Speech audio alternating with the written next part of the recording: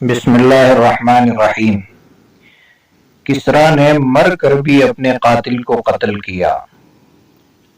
کسریٰ کے منجموں نے اس کو خبر دی کہ تجھ کو قتل کیا جائے گا، تو اس نے کہا کہ میں بھی اپنے قاتل کو ضرور قتل کروں گا۔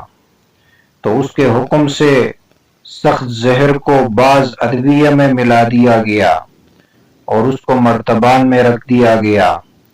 پھر اس پر تحریر کر دیا گیا، یعنی جماع کی دوا، جس کا تجربہ کیا گیا۔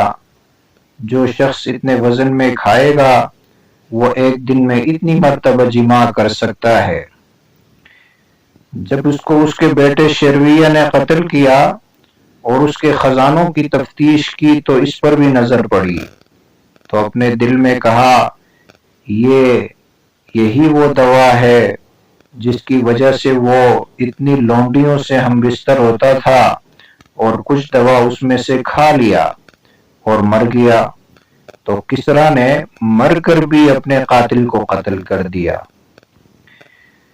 اور ایک روایت میں اسی طرح ہے کہ شرویہ نے جب اپنے باپ کے قتل کا ارادہ کیا تو اس شخص کو بھیجا جس کو قتل کرنے کا حکم دیا تھا۔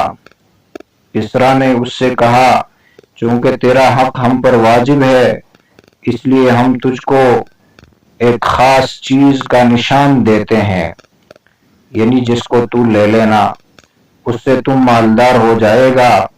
اس نے پوچھا کہ وہ کیا ہے؟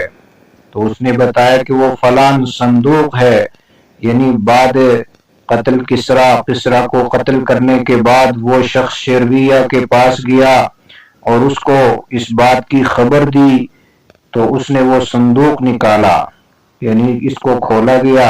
اس میں سے ایک ڈبہ برآمد ہوا جس میں گولیاں تھی اور ایک تحریر تھی کہ جو شخص اس میں سے ایک گولی کھا لے گا وہ ایک شب میں 10 عورتوں کا ازالہ بکارت کر سکے گا۔